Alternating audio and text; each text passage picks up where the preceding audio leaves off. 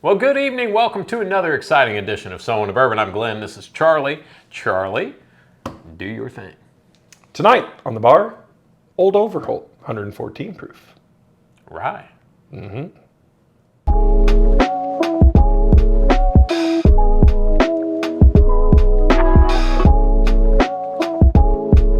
Okay, Charlie, so Old Overholt rye, that's what they do, is rye, right? That's all they do, baby. This is 114 proof.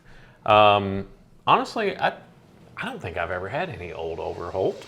It's kind of a bottom shelf brand now. Didn't used to be. Can I uncork this? Yeah, unscrew it. So, really quickly, I was out with brewzle doing some bourbon hunting videos. Oh, were you out with brewzle? Yeah, I was. Were you out with brewzle? Because I don't think everybody. Did I mention that? Did you mention you were out with brewzle? So anyway, this happened. We saw this, and it was $35. I had never tried it before. I don't think he had ever tried it before. So he picked one up, and I thought, you know what? I got a little FOMO here. I was looking for the Overholt 10-year, which I don't even know if you can even find it anymore. But I'll settle for this. We'll settle for it. A $35 bottle of 4-year, 114 proof rye, distilled in Kentucky, non-chill filtered. Mash bill is undisclosed. Undisclosed. $35. I mean, $35. what more can you say? Old Overholt was born in Pennsylvania, and it's distilled in Kentucky. Or Pennsylvania born, Kentucky distilled is what they have on their bottle. Right. It's the oldest continuously maintained American whiskey brand in U.S. history. Now, dissect that sentence. I don't know. It is a historical distillery. We don't need to argue about who started what, and when they stopped, and when they started again, and who resurrected. They've been around for a long time. It's a very prestigious distillery. It operated 1810. And it was one, if I'm not mistaken, it was a prohibition distillery because it got a medicinal license. You are so absolutely it correct. Continued to operate. One of the 4, I think there were only 4 in the country or something. Yes, Old Forester. I don't Forester remember the others. Overholt was the other one. Yeah, Abe Overholt, who was an unruly Mennonite. It's the only way to be a Mennonite. You have to be unruly if you're a Mennonite cooking whiskey, right? Took over the family rye whiskey making business in 1810, blah, blah, blah. Later on down the road, tycoon Andrew Mellon invested in the company. Long story short, 1987, Jim Beam acquires the brand. Yoink. And now it's made right in Kentucky. Distilled in Kentucky, in Claremont. Bottled by A. Overholt & Co., Frankfort, Claremont, Kentucky. Jim Beam, old granddad. It's nice that they have a sub $40, 114 proof rye. So Let's get into it. Let's get into it. It's got a nice color on it. It's a pretty deep amber color for a 4-year. It's not bad. Let's see if you can see that. Yeah. It's a nice little ring around there. Yeah. Sticks to the glass very well. Just a little bit. Yeah. Let's nose it. I wonder what it smells like. Smells like rye. It smells like rye. Did you know this was once the preferred whiskey of notables like Ulysses S. Grant and Doc Holliday? Says you. You know, Grant really wasn't that much of an alcoholic. That was one of his Either you're an alcoholic or you're not. Well, he was not. The spoken like a true. Shut up. His political opponents started spreading that rumor, and it's amazing what kind of sticks with you. So he enjoyed his drink, but he wasn't that bad. This nose is a little complex to me. Yeah, this actually is kind of viscous too. Yeah, well, it's 114 proof, but the nose it gives you a little, that blasted kind of rye spice, and you get just a little bit of ethanol in there. It's hard to tell what's spice and what's ethanol. Tickles your nostrils, but it has, and maybe it's just me, I'm getting kind of that grassy, flowery note to it. You're getting that a lot tonight. Yeah, I don't know. That's what I get. I kind of expected a little more crazy pepper, but see, I'm getting just that kind of that classic rye, minty, a little bit of dill, And that's about it for me. Yeah, maybe on the dill. Maybe the grass and the dill. You know what we should do? We should drink. Let's taste it. Cheers. Cheers. Old Overholt.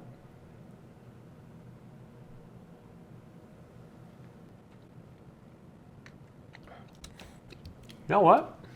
Kind of like that. That's got a nice fruity note right up front, and then it fades to caramel. Yeah. And then you're left with the roof of your mouth being spicy, which is excellent. That's pretty good. I really like it. that. Goodness gracious. Not a.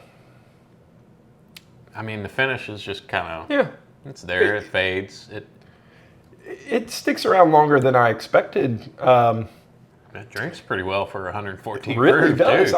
I really enjoy that, and we talk about this all the time on the channel. Is I like bottles that you just don't really care, right? Like, I don't feel any sort of way about opening a screw top $35 bottle and can pour it over a rock. I can pour it in a cocktail. I can pour it in ginger beer, which would be amazing to have a Kentucky Mule with that. I like this. I really like this one. Would make a nice old fashioned too. Would make a nice old fashioned. I like a rye old fashioned. This is nice. I really like that. Once again, just like the nose, it's pretty straightforward. Yeah. It's not super complex, but there's some really nice notes there, and it's good. Very approachable for 114 proof. Absolutely. There's really no ethanol burn, no Kentucky hug at all for us. I mean, your results may vary. Real nice spice and kind of tingling on the palate. Like you said, fruity, and then kind of some chocolate and oak. Really nice. And, you mentioned the finish just kind of falls off. I think that kind of tingle on your palate, your tongue, and in your mouth kind of sticks around a little bit. You have a point, because as you were speaking, once again, as I had a chance to kind of sit here and ponder on it for a second, that finish does stick around a little bit longer than what I thought. Really like that. I do. So something about this Old Overholt is it's the only American whiskey brand that retains the undeniable ties to the old Monongahela style of ryes. Now, what is the old Monongahela style of ryes? I don't know. There was a great article about the history of Old Overholt on Whiskey Advocate. And it talked about the Monongahela. Well, it talked about the old Monongahela style, but it never explained what exactly that is. So say it one more time. Monongahela. Monongahela. It's one of the three rivers in Pittsburgh. The Nile, the Euphrates, Monongahela, and the what's the other one? Allegheny. Did you go to school? Did they teach you anything about it? Not in Pennsylvania. We have wonderful subscribers and fans. Yes, we have fans if you're watching this, believe it. Couple. And Ron, our friend, sent us a sample of Overholt Rye Whiskey Monongahela blend. Yes. So we're going to try that because we're going to compare it to the regular and see how that compares. And as always, we are unsure if this is poison. So we don't do much of a vetting process. Or tobacco juice. No, Ron's a good guy. I trust Ron is him a good guy. with my life. He bought a hat. This is significantly lighter than the one. It does appear a little lighter. This is 95 proof, I believe. Yeah, 95 proof. And definitely does not have the viscosity as a 114 proof. Well, it's, a little less proofy. And the nose is much different. Much different. A little funkiness on that. A little funk. It's a much more muted nose. I don't get that punch of rye spice or the dill. No, I get kind of musty funkiness on that. Maybe almost have more of a. It's gonna sound weird, but more of a bourbon nose than a rye nose. I do almost get a little bit of corn on it, which is super weird. Which there could be. It may be. Could be up to 49% corn in this. Absolutely. All right, let's try this one. See what this one's like. Cheers. Cheers. Thanks, Ron.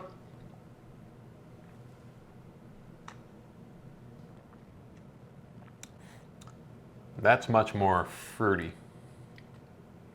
Grassy. Yeah.